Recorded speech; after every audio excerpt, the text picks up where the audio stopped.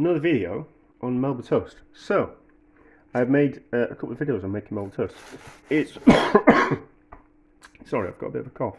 It's pretty straightforward. You toast some bread, take the crusts off, neaten it up like that, and then cut it in half with a sharp knife, and then stick that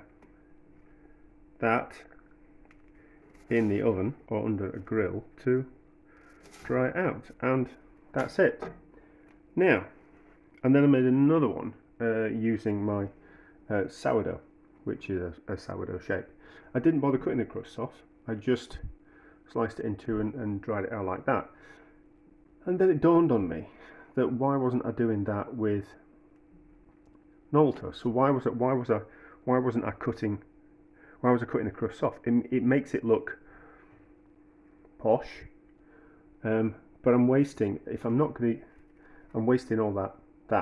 If I don't turn it into croutons, or I haven't got a recipe that needs some kind of dried bread, then that's kind of waste.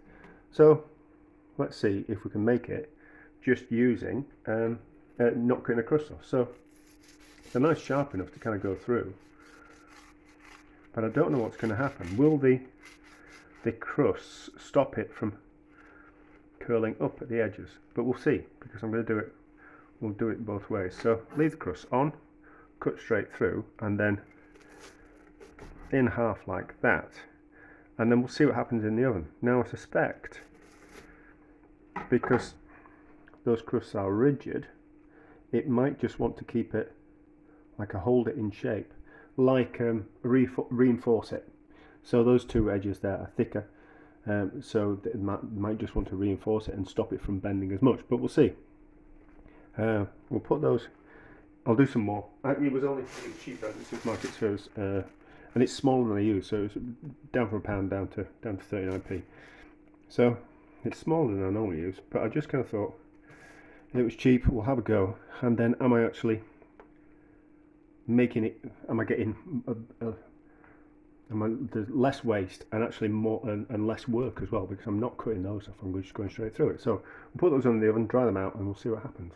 Right, so these have dried out and they've cooled up slightly. So they have cooled up, which is fine, that works. So I'm now cut down the amount of work I have to do to make Melba Toast, which is a good thing, because I'm always looking to cut down on the amount of work that I have to do. You know, if I can be more efficient, that's much better, and still get a good result. Now, obviously those are crust cut off, therefore anything with a crust cut off is therefore fancy. So they're fancier, but practically those are better. Now if I could actually buy something like that, well I can buy those crisp bread, but they're kind of quite expensive. So I'll still be making my own Melba Toast for the foreseeable future, but I can cut down on the waste and I can cut down on the time, and they're actually getting a bigger portion as well, aren't they? So I normally give 4 bits per portion, and they're getting those crusts as well, so they're actually getting a bigger portion as well for the same price. So everybody's a winner, and therefore that's a success.